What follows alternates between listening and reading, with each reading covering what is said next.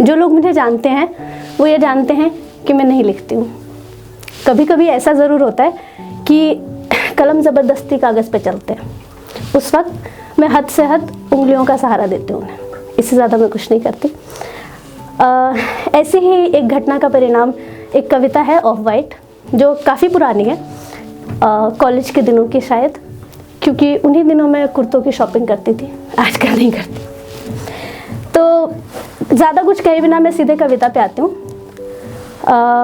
क्योंकि ना मुझे लोग बांधने आते हैं ना भूमिका। अपनी कविता नहीं कहूँगी क्योंकि कविता किसी एक की नहीं होती, ये उन सब की है जिन्हें ये छू ले। तो कविता है ऑफ वाइट। एक काला होता है एक सफ़ेद, मगर तुम न काले थे न सफ़ेद, तुम ऑफ वाइट थे, काले से काफ़ी दूर, सफ़ेद के काफ़ी पास। अंतर था, बेशक था, मगर सच कहूँ मुझे तुम सफ़ेद ही लगे।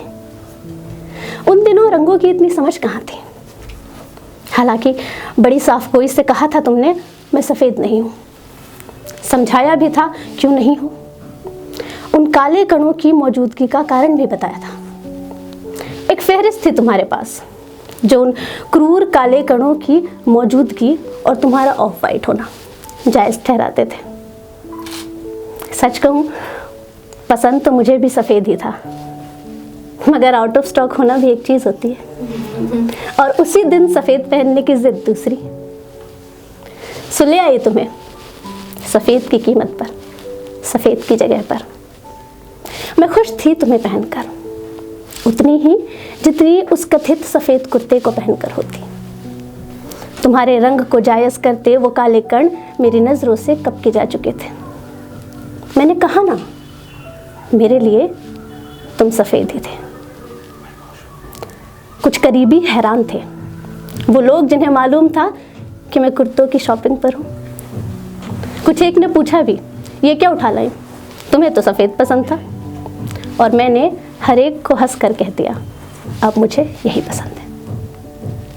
याद है मुझे 2-3 बार पहना होगा तुम्हें कि तुम्हारा रंग कुछ बदलने लगा, गिरने लायक तो कभी था ही नहीं, कुछ कुछ ढलने लगा।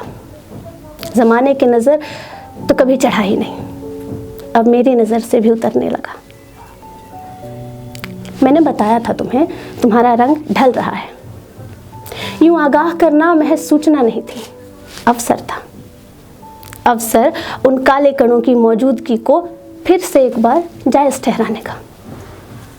मगर तुम नहीं माने, नहीं किया इन चश्मे चढ़ी आंखों का विश्वास। लाजमी था, जो नजरें सफ़ेद के धोखे में ऑफ वाइट उठा लाए वो विश्वास पात्र कैसे हो सकती हैं। फिर नाम भी तो नहीं मालूम था उस रंग का जो हो चुके थे तुम। कुछ यूं समझो कि ऑफ वाइट में 2 बूंद ब्लैक और मिला दिया हो। अब ऐसी टूटी फूटी दलीलें दिमाग तक कैसे पहुंचती। सो मैं मौन हो गई, और मौन रही उस दिन तक जब तक तुम ग्रे नहीं हो जाते। और इस बार जब नाम के साथ तुम्हारा रंग तुम्हें दिखाया तो तुम्हें भी समझ आया। और अब बारी कारण जानने की थी, जो तुम्हें मेरे बदन से बहते पसीने, मेरे कहीं भी उठने बैठने की बेतरतीबी और तुम्हें कहीं भी रख छोड़ने की लापरवाही में मिले। लो, तुम्हारा ग्रे होना भी जायज़ हो गया।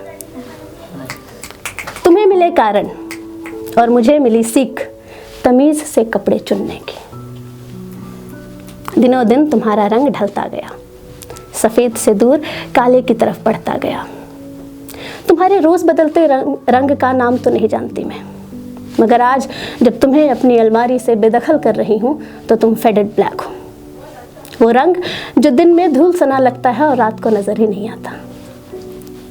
अफसोस नहीं है मुझे कि मैं तुम्हें लाई। तुम्हें नहीं लाती तो रंगों की इतनी समझ कहाँ से आती। हाँ, इतना ज़रूर है कि अब सफ़ेद पहनने की चाह भी नहीं रही। वैसे ये ख्याल भी खुशी ही देती है, क्योंकि मन पहली बार उस चीज़ की मनाही कर रहा है जिसकी मैन्युफैक्चरिंग ही बंद है। हाँ, थोड़ी सी फिक्रमंद ज़रूर हूँ उन तमाम के लिए जो अब भी ताउम्र टिकने वाला सफ़ेद ढूंढ रहे हैं।